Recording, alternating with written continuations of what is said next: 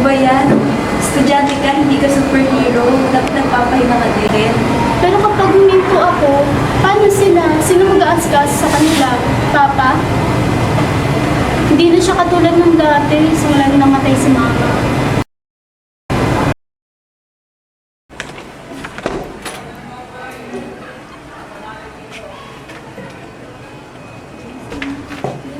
That's apretado. Present. Brabante. Racines. Present po. Zelda. Zelda. Present po. You're always responsible, Iha, but I can see you're exhausted. Remember, you need to take care of yourself. Education is not just about the grades, it's also about surviving.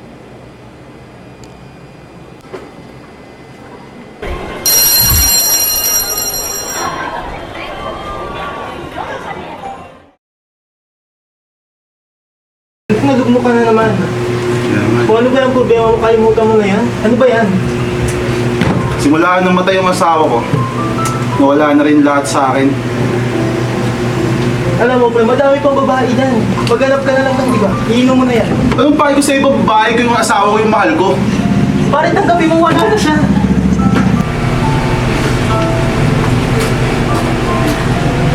Ate, ano lang siya?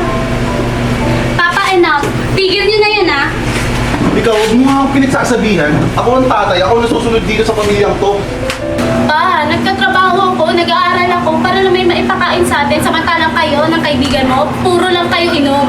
Ano ang pake mo? Ikaw, pagkat nagkatabaho ka, lumalaki ka ng bastos ha? Tukol ba sa respeto pa? Bakit? Nagpapakatatay ka ba? Puro lang naman inom, alam mo eh. Pananakit. Bata na yun, nagkatabaho. Wala nang respeto sa magulang. Wait, kumatawag mo pa yung misis ko. Kailangan mo naman. Nabala din sa bahay.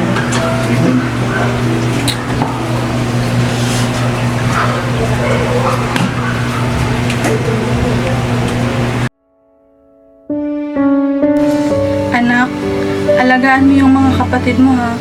And promise me, you will never give up on our family. Especially sa papa mo.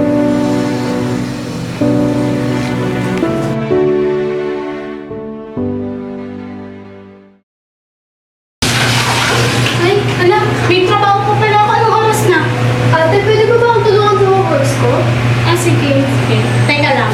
Ate, sinisinil na pala tayo ni Ate Beth sa upa natin sa bahay. Ay, oo nga pala. Di pa pala tayo nakakapagbayad doon. Sige, gawa na para na. Pwede ba akong makahingi ng pera? May project kasi kami sa school.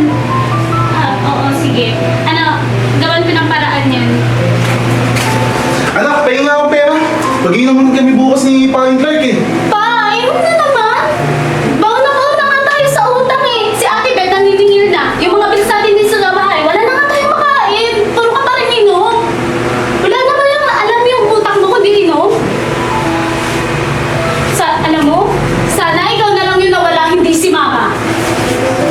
Teka, May!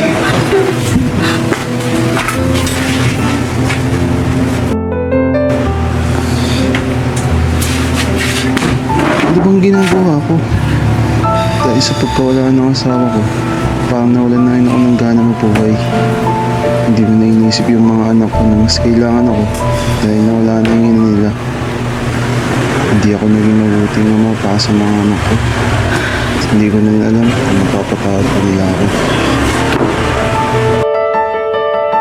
Mula nung araw na yun, unti-unti namin nakita ang pagbabago ni Papa. Unti-unti siyang umiiwas sa pag-iinom. Sa simula, mahirap magpatawad dahil ang sugat hindi agad naghihilom. Pero dahan-dahan namin siyang pinapatawad dahil tatay pa rin namin siya at pamilya pa rin kami na kailangan ng isa't isa. Anak, nakuha ko na yung unang sahod ko. Hi, Pa!